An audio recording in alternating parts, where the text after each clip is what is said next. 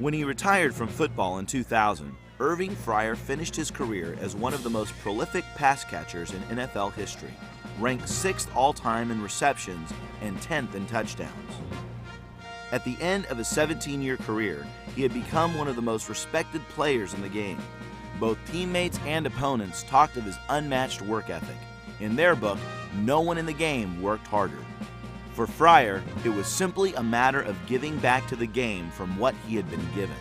I've got to go out and I've got to be motivated. I've got to work harder than ever because this is precious, man. To be able to play 13 years in professional football, as physical and as vigorous as this sport is, I've got to give back. Giving would not have characterized Fryar when he first came into the NFL in 1984 as the league's #1 draft pick. He quickly became a classic underachiever.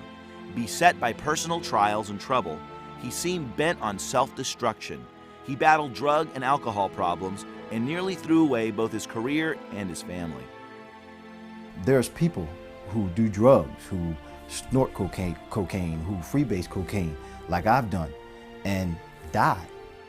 Fryar was on his way there. He was living life out of control and in despair. There was a point in my life where I tried to take my own life. I mean, I put a .44 Magnum revolver up to my head and pulled the trigger and nothing happened.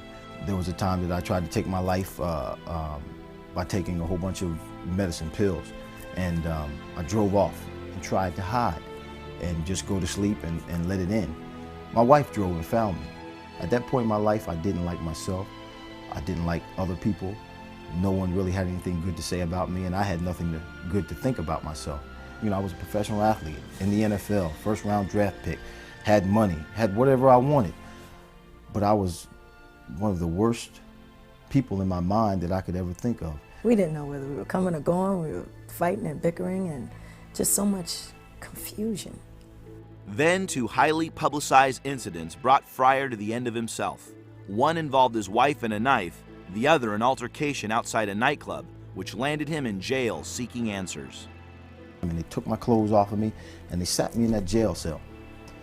And now here I am, a person who supposedly had been getting it together. You know, things had been all right for a while, and here I'd gone out one time and all of this happened from that one mistake. And I sat in that jail cell that night bleeding with no clothes on. It was cold. I was at the bottom of the barrel. The only place I could look was up. That night, Fryar made a decision to turn his life around. He became responsible to his family and to his profession. The results of his efforts showed. He revived his career and, more importantly, put his family life back in order.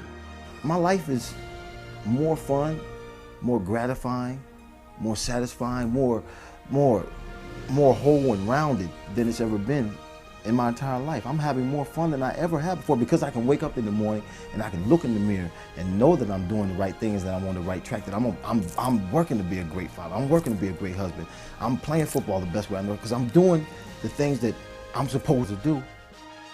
And now Irving Fryar, once an example of promise unfulfilled, is a model of how a life can be turned around by working to make a change.